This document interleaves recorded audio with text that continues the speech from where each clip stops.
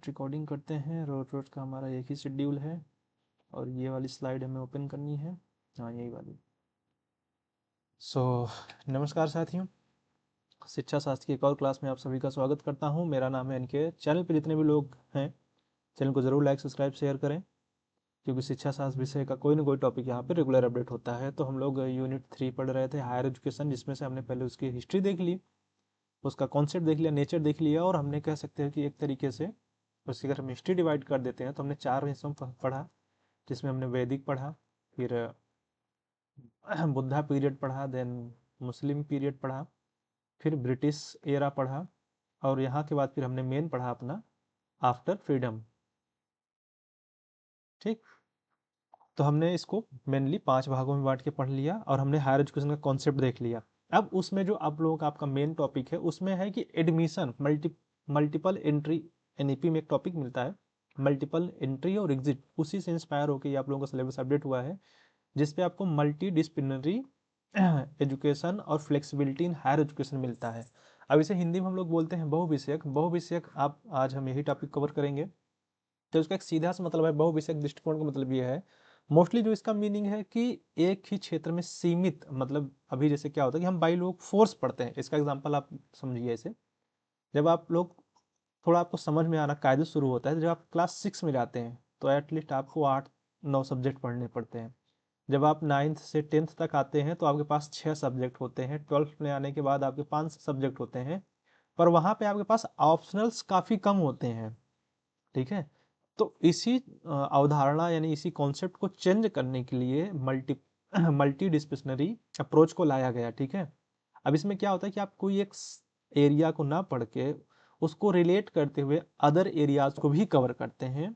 अब इसका एक ऐसा दृष्टिकोण है, कह सकते हैं कि जो कॉम्प्लेक्स चीज़ों को, कॉम्प्लेक्स सब्जेक्ट्स को, ठीक है, बेहतर अंडरस्टैंडिंग करने के लिए कई सब्जेक्ट्स को जो नॉलेज मिलती हैं, जो उसके स्किल्स हैं, उनको मैच कराएगा और अलग अलग फील्ड में कनेक्शन बना के पढ़ने के लिए बढ़ावा देता है। और उसका फ़ायदा क्या होता है कि आपके अंदर क्रिटिकल थिंकिंग और प्रॉब्लम सॉल्विंग स्किल बढ़ती है। इसका सबसे बेसिक एग्जांपल दे देता हूँ। जैसे आप हिस्ट्री पढ़ते हैं, मैं इतिहास की बात कर रहा हूँ, ठीक है।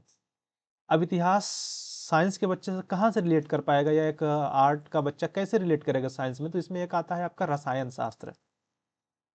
रसायन के टर्म्स और टेक्नोलॉजी हम यूज करते हैं हिस्टोरिकल एविडेंस को प्रूव करने के लिए। तो यहाँ पे आप समझ सकते हैं कि आप पढ़ भले इतिहास रहे हैं, लेकिन सहारा ले रहे हैं रसायन विज्ञान यानी केमिस्ट्री का। किस चीज़ के लिए? आप अपनी प्रॉब्लम, जैसे अगर कोई चीज़ कितनी पुरानी है तो वो रसायन में ही कार्बन C4 डेंटिंग पद्धति कोई होती है, जिसके द्वारा क्या होता है कि आप पता करते हैं कि कोई चीज़ कितनी पुरानी है। पढ़ तो आप इतिहास रहे थे, लेकिन उस चीज़ को पता लगाने के लिए, वेरीफाई करने के लिए आपने क्या यूज किया? केमिस्ट्री की चीज़ें यूज की। अब इसी चीज़ को थोड़ा और आगे एक्सप्लेन किया गया कि ये अप्रोच होता है क्या है कि एक ही सब्जेक्ट को कई सब्जेक्ट्स, ठीक है, के सीखने को बढ़ावा देता है, जिसमें क्या होता है स्टूडेंट अलग अलग फील्ड को एक्सप्लोर कर पाते हैं। जैसे अभी जो 4th ईयर जो ग्रेजुएशन का कोर्स चलना शुरू हुआ है, तो आपके पास 3 सब्जेक्ट तो आपके हैं ही, ठीक है, सॉरी यहाँ पे 3 होना चाहिए। फिर आपको एक ऑप्शनल मिला होगा, आपने अपनी मर्जी से कोई एक कोर्स लिया होगा, किसी ने योगा लिया होगा, किसी ने कंप्यूटर लिया होगा, किसी ने लैंग्वेज अवेयरनेस लैब ली होगी। तो वो इसीलिए होता है कि जो अलग फील्ड आप खोजते हैं तो उसमें अपना पैशन बना सकते हैं, आप प्रैक्टिकल सब्जेक्ट को चूज कर सकते हैं, अपनी फ्लेक्सिबिलिटी के अकॉर्डिंग चूज करके अपना उसमें स्कोप बना सकते हैं। और यही चीज़ हमारी जो न्यू एजुकेशन पॉलिसी, इसको भी आपको अभी पढ़ना है। यूनिट 5 में आपको पॉलिसीज पढ़नी है, यूनिट 4-5 में। तो 2020 की जो पॉलिसी है बहुत ज़्यादा इस चीज़ को अपोज करती है। इवन जो अभी हम लोग यहाँ पे मल्टी डिसिप्लिनरी एजुकेशन पढ़ रहे हैं, तो यहाँ पे उसने एक कॉन्सेप्ट और दे रखा है कि मल्टी डिसिप्लिनरी एंट्री और एग्जिट। जैसे आप लोगों का जो 4 साल का, इसको ऐसे समझा देता हूँ कि ये जो 4 साल का आपका ग्रेजुएशन है, 1 साल पे आपको सर्टिफिकेट दिया जाएगा, 2 साल पे आपको डिप्लोमा दिया जाएगा, ठीक है, 3 साल पे आपको डिग्री दी जाएगी, और अगर आप 4 साल कोर्स पूरा कर लेते हैं तो आपको रिसर्च डिग्री दी जाएगी। अब यहाँ पे ये क्या है, जबकि हम पुराना जो सिस्टम चलता था, अगर हमने 3 साल का ग्रेजुएशन कोर्स नहीं किया तो सीधी सी बात है आप क्या हो जाएंगे, बाहर हो जाते हैं। लेकिन यहाँ पे ऐसा नहीं है। और इसी में क्या होता है कि ये जो अप्रोच आता है जिस पे हम बात कर रहे हैं, ये अप्रोच क्या करता है कि कम से कम एक डोमेन में आपको स्किल्स, इसीलिए उस सब्जेक्ट का ना आपको स्किल इन्हेंसमेंट कोर्स दिया गया है एटलीस्ट आप एक सब्जेक्ट में कोई पढ़ाई के साथ साथ एक स्किल भी करेंगे। अब इसके कई फीचर्स क्या होते हैं, जैसे कि डिसिप्लिन का इंटीग्रेशन होता है, आप कई सब्जेक्ट्स को जोड़ दिए जाते हैं, जैसे अलग अलग फील्ड से, आपके साइंस है, ह्यूमैनिटीज़ है, आर्ट है, सोशल साइंस है। अब इनकी जो जानकारी मिलती है आप इनको यूटिलाइज कर सकते हो एक साथ, पहली चीज़। दूसरा रियल वर्ल्ड, यहाँ पे रियल वर्ल्ड नहीं लिखना चाहिए, यहाँ पे हमें लिखना चाहिए था वास्तविक दुनिया में अनुप्रयोग, कई बार ये हो जाता है। तो रियल लाइफ की जो प्रॉब्लम सॉल्व करने के लिए आप, कई बार क्या होता है कि एक डिसिप्लिन से प्रॉब्लम्स नहीं सॉल्व होती हैं, ठीक है। अब जैसे इन्वायरमेंटल इशूज है आपके पास, पब्लिक हेल्थ चैलेंज है, टेक्नोलॉजिकल एडवांसमेंट है। अब भाई इन्वायरमेंटल इशू क्यों है, तो सिर्फ पेड़ पौधे कम लगाने की वजह से तो है नहीं, ये तो एक नेचुरल कारण हो गया कि भाई पेड़ पौधे हम नहीं बचा रहे हैं। दूसरा क्या कर रहे हैं हम लोग, टेक्नोलॉजी का भी तो अंधा यूज कर रहे हैं, तो इसको भी तो रोकना पड़ेगा ना, या सीमित करना पड़ेगा।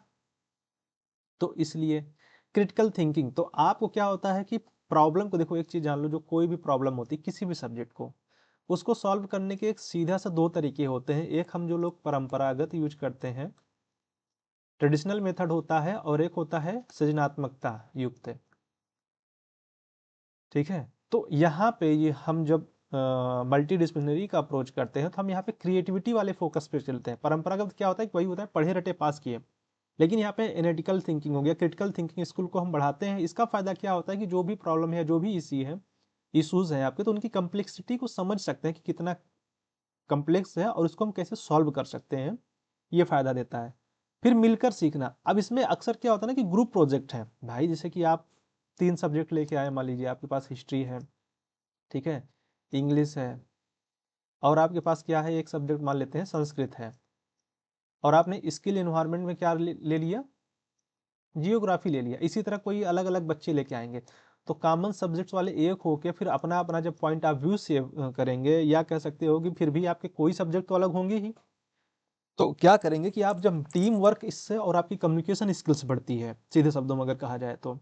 करिकुलम डिजाइन यहाँ पे जो होता है, अरे यहाँ पे फिर गलती है, करिकुलम नहीं, यहाँ पे पाठ्यचर्या डिजाइन के लिए प्रारूप, ठीक। अब जो कोर्स आपके अलग अलग फील्ड में शामिल किया जाता है, डिजाइन किया जाता है, तो उसमें थीमेटिक यूनिट्स के प्रोजेक्ट जरिए क्या होता है कि आपको सीखने के लिए, जैसे केस स्टडीज क्या होता है, किसी एक टॉपिक को कवर करते हुए, एक टॉपिक या एक एरिया, एक पर्पज को आपको लंबे समय तक काम करना होता है। दूसरा होता है प्रोजेक्ट बेस्ड लर्निंग हो जाता है, फिर इंटरडिसिप्लिनरी सेमिनार हो सकते हैं। तो इनके द्वारा क्या कर सकते हैं आप, करिकुलम आपको फीचर्स मिलते हैं जिससे आप इनको और अच्छे से इन्हेंस कर सकते हैं, सीख सकते हैं।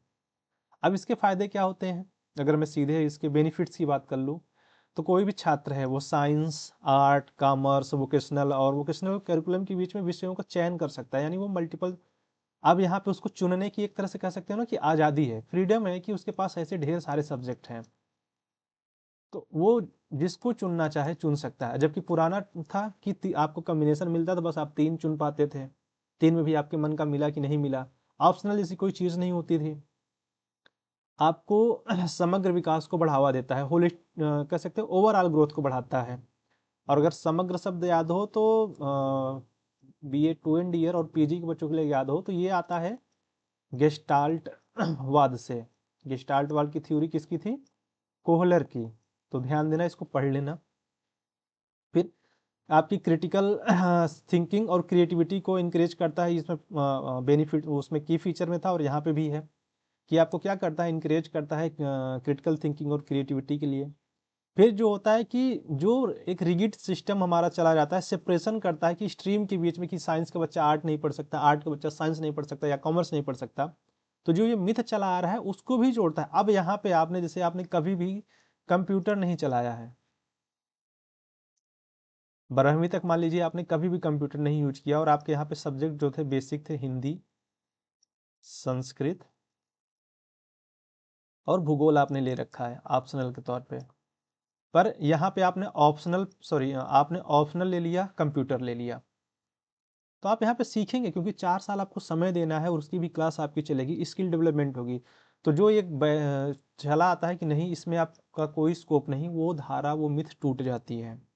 तो यहाँ पे क्या होता है कि आप चीज़ों को और अच्छे से सुधार कर पाते हैं। तो तो ये था हमारा मल्टी डिसिप्लिनरी एजुकेशन। अब देखो इसका सीधा सब एक लाइन में अगर डिफाइन करना हो तो एक सीधी सी बात है कि कई विषयों को मिला के हमें सीखने की बात की जाती है। मल्टी का मतलब ही होता है बहुविषयक। ठीक है, इसको एक सिंपल सी लाइन ये याद कर लो, ये वाला पैरा पूरा बस। मल्टी डिसिप्लिनरी यही होता है, फिर इसके फायदे क्या हैं, की फीचर्स क्या हैं, बस ये आपको याद रख लो, बस इतना ही पढ़ना है और इसमें कुछ नहीं है। फिर इसमें दूसरा आता है फ्लेक्सिबिलिटी, जो कि मैं कल पढ़ा दूंगा आप लोगों को, लचीलापन। तो ये भी उसी से जुड़ा है, क्योंकि बिना लचीलेपन के बहुविषयक दृष्टिकोण क्या है, अपने आप में एकाकी है, तो उसको जुड़ना पड़ेगा ही। सो जितने भी लोग यहाँ तक देख रहे हैं तो भाई अपने अंगूठे का सपोर्ट दिखा दो, चैनल को लाइक सब्सक्राइब शेयर कर दो, जिससे सभी तक पहुँचे। और हम मिलते हैं आप लोगों से कल। सो आज के लिए थैंक यू, और इसको ज़्यादा से ज़्यादा लाइक शेयर एंड सब्सक्राइब करें।